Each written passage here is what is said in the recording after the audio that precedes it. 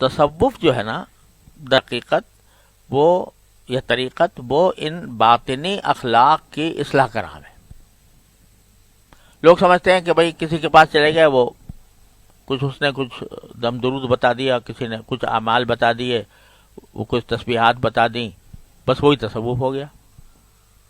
اور اگر جو ہے کچھ مراقبہ بتا دیا تو کچھ تجلیات ظاہر ہونے لگی تو سبحان اللہ وہ اس کو مقصود سمجھ بیٹھے.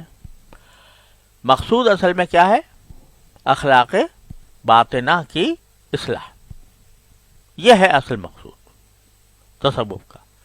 اس لیے کہ کچھ ظاہری اعمال ہیں جیسے نماز ہے، روزہ ہے، حج ہے، زکوٰۃ ہے، یہ تو فقیہ کا موضوع ہے، یہ مفتی کا موضوع ہے کہ بھئی نماز کس طرح درست ہوتی ہے، کون سی فاسد ہو جاتی ہے، کیا اس میں فرائض ہیں، کیا اس میں واجبات ہیں، کیا اس میں سنتیں ہیں.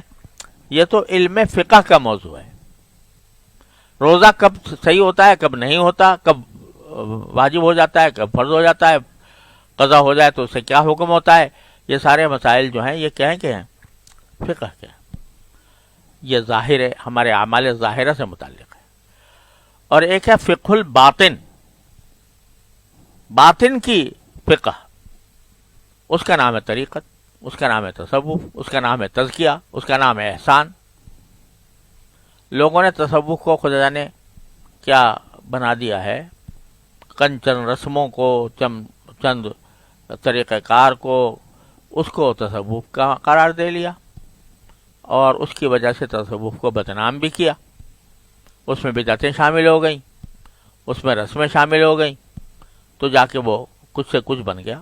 اللہ بچائے وہ کبھی کبھی شرک تک پہنچ جاتا ہے. تو تصوف یہ کچھ نہیں ہے، صرف نام ہے کاہے کا؟ اخلاق باطنہ کی اصلاح. حضرت شیخ الحدیث مولانا محمد زکریا صاحب رحمۃ اللہ علیہ نے آپ بیتی میں اپنا ایک واقعہ لکھا ہے کہ ایک صاحب تھے جو سیاسی رہنما تھے، سیاسی لیڈر تھے ان کے زمانے میں. تو ان کو تصوف سے بالکل کوئی قائل نہیں تھے تصوف کے. تو حضرت فرماتے ہیں کہ ایک مرتبہ ان سے بے تکلفی بھی تھی. حضرت فرماتے ہیں میری بے تکلفی بھی تھی. تھے سیاسی لیڈر، عالم بھی تھے، تو لیکن سیاست میں زیادہ رہتے تھے. تو ایک مرتبہ وہ آئے تو آ کے کہنے لگے بھائی مولوی صاحب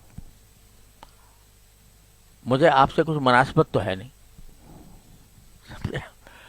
مجھے آپ سے کوئی مناسبت تو ہے نہیں. حضرت فرماتے ہیں میں نے کہا علی حد القیاس. تو کہنے لگے مناسبت تو ہے نہیں، مگر ایک بات پوچھتا ہوں، وہ یہ کہ تصوف کیا بلا ہے، کیا بلا ہے؟ تو حضرت فرماتے ہیں میرے منہ سے نکل گیا کہ تصوف جو ہے وہ چیز ہے جو انما الاعمال بالنیات سے شروع ہوتی ہے، ان تعبد اللہ کا انا کا طرح پر ختم ہو جاتی ہے. بڑا عجیب خلاصہ نکالا حضرت نے کہ شروع ہوتی ہے کہاں سے؟ انما الاعمال بالنیات سے، کہ آدمی کی نیتیں جو ہیں وہ خالص ہو جائیں اللہ کے لیے، جو کام کرے وہ اللہ کی رضا کے لیے کرے. تو وہاں سے شروع ہوتا ہے اخلاص سے، اور ختم ہوتا ہے کائے پر؟ ان تعبد اللہ کا انک تراہ، کہ اللہ کی عبادت اس طرح کرو جیسے آپ دیکھ رہے ہو اس کو. یہ خلاصہ ہے تصوف کا. تو وہ کہتے ہیں کہ اس کے بعد وہ کچھ سوچ میں پڑ گئے اور پھر چلے گئے. پھر کچھ دنوں کے بعد آئے تو آ کے کہنے لگے آپ نے ایسی بات کہہ دی کہ میرے دل پہ لگ گئی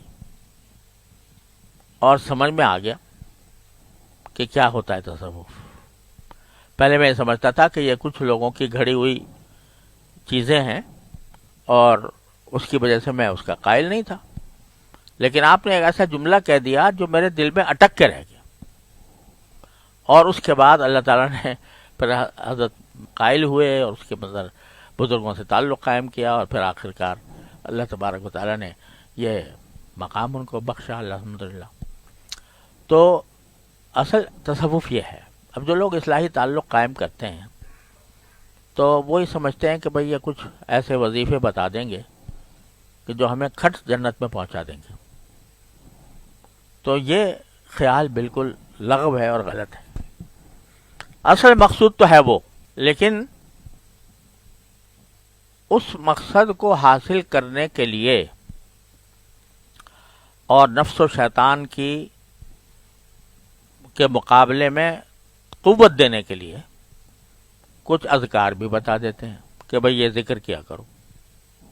اس کا مقصد قوت حاصل کرنا ہے، اس بات پر قوت حاصل کرنا کہ اپنے اتنی قوت پیدا ہو جائے کہ ہمارے اندر یہ اخلاق حسنہ پیدا ہو جائیں. تو اصل مقصود تھا یہ اخلاق باطنہ کی اصلاح، اصل مقصود تو یہ. البتہ اس مقصود کو حاصل کرنے کے لیے تھوڑی سی نفس اور شیطان سے لڑائی ہوتی ہے. شیطان ایک بات دل میں ڈالتا ہے، نفس ایک طرف جاتا ہے. جیسے مثلا ایک آدمی ہے، اس کے دل میں یہ ایک شیطان ڈالے ہوئے ہے کہ بھئی لوگوں کی میں تعریف حاصل کروں، لوگ میری تعریف کریں.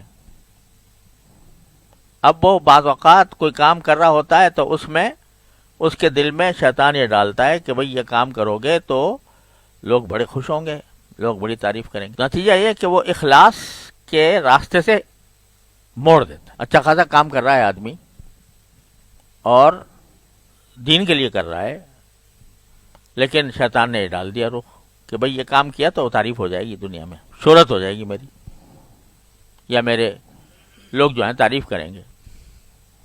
اب جب لوگوں کی تعریف کا خیال آیا، اخلاص ختم ہو گیا. یعنی خیال ہونے کے معنی یہ ہے کہ محرک یہ بن جائے کسی عمل کا کہ میں یہ کام اس لیے کر رہا ہوں تاکہ میری تعریف ہو، لوگ میری تعریف کریں. تو بس یہاں اس نے راہ مار دی شیطان نے. یہ لڑائی چلتی ہے.